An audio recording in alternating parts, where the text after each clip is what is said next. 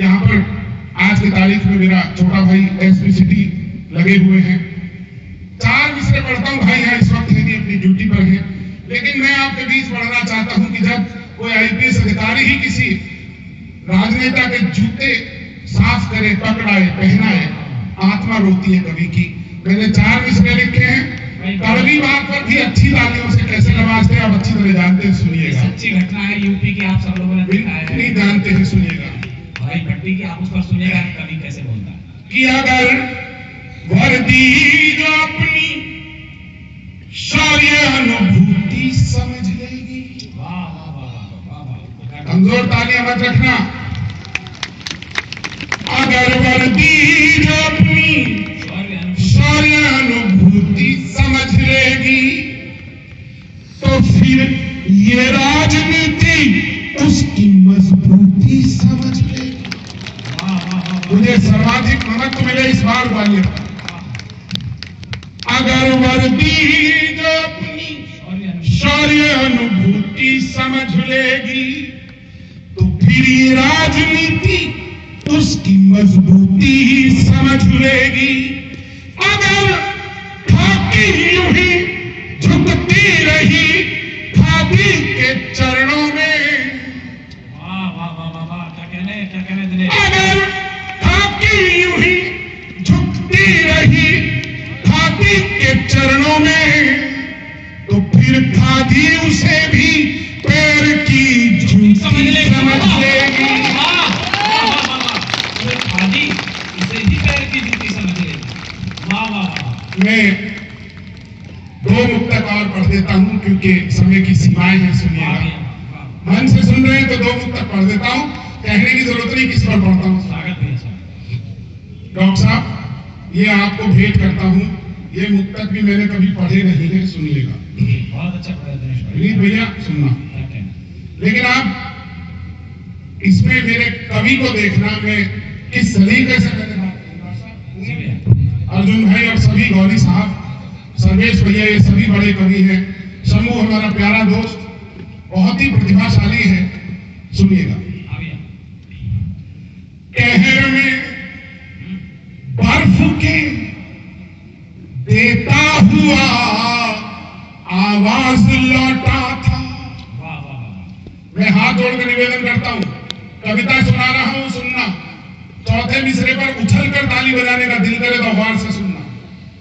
कहर में बर्फ की देता हुआ आवाज लौटा था, बिछी थी मौत लेकिन जिंदगी का साज लौटा था।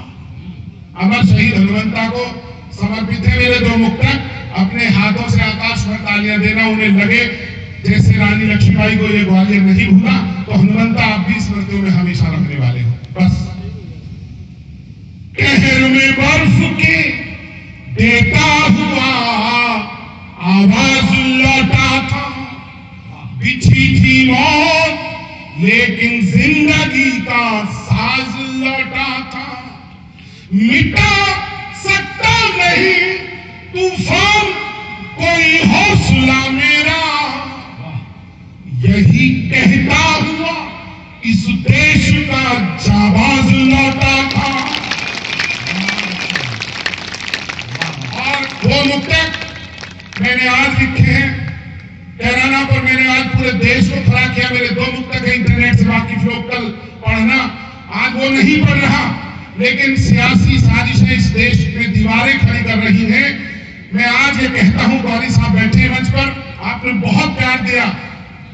3 रंगों का यहाँ सम्मान सबके दिल में है।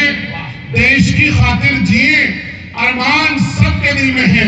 कौन कर सकता है हमको एक दूसरे से अलग, धड़कनों की तरह हिंदुस्तान सबके दिल में है। सर्वाधिक तालियों के साथ विदाई कीजिए। आखिरी मुक्तक पढ़ता हूं अपना आज का। वो हनुमंता ईश्वर ने अपने पास क्यों बुला लिए, मैं कहने की कोशिश की सलीके पर, समर्थन मिले मुझे विदाई मिले। अगले कवि और पढ़वाया जाए। वतन की शान पर, वतन की शान पर कुर्बान होना जिसकी फितरत थी, मैं तमाम लोगों से प्रार्थना करूंगा, कविता के सम्मान में हाथ खड़े करना बस इस बार। वतन की शान पर कुर्बान होना जिसकी फितरत थी, बचाने के लिए जिसको करी सबने इबादत थी। तमाम लोग शामिल रहिए। बचाने के लिए जिसको करी सबने इबादत थी, जमीन से उस बहादुर को विदा होना पड़ा शायद। शामिल रहे ग्वालियर। जमीन से उस बहादुर को विदा होना पड़ा शायद। खुदा की सेना को भी वीर सैनिक की जरूरत थी।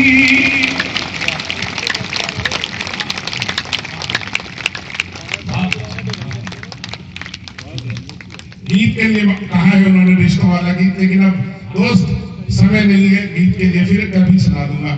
एक गीत के लिए कहा है उन्होंने। मैं समझता हूं मैंने सार्थक अवकाश किया है। यदि आपकी आत्मा से मुझे आशीष मिले, मैं रोज लिखता हूं। मैंने कहने की हिम्मत की है, सियासी साजिशें लेकर के सर से पांव तक आए, जहर दिल में लिए पीपल की ठंडी छांव तक आए। अभी तक सिर्फ जो महबूब थे शहरों की सीमा तक, हुआ ऐसा कि पहली बार दंगे गांव तक आए। मैंने कहने की हिम्मत की थी, हमेशा राम रक्षा को किसी शिवपाल ने सींचा।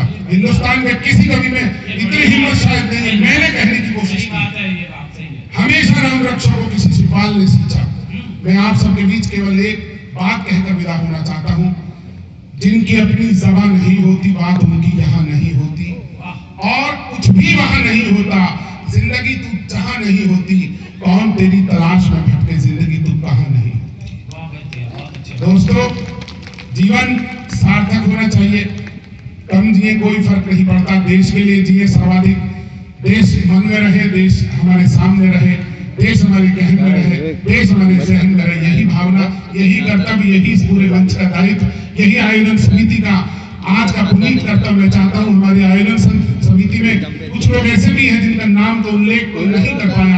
हम लोगों से पहले भी जो घोषक थे, उनसे पहले भी जो जिन्होंने सम्मान कराए, भव्य मंच बनाया, जितने भी लोगों ने सब कुछ इंतजाम किए, मैं चाहता हूँ ग्वालियर के प्रबुद्ध लोग एक बार पूरी आयोजन समिति को जोरदार तालियां बजाकर अपना मन दें।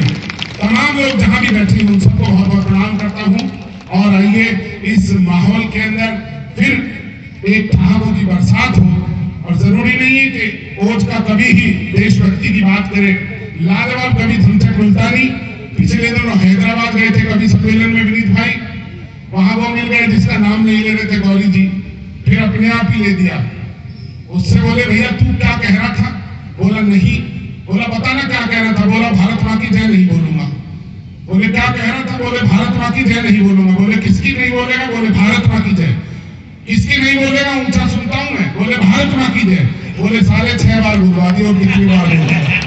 थोड़ी तालियां कमजोर है, हाथ से बड़ा कवि सौंपता हूं।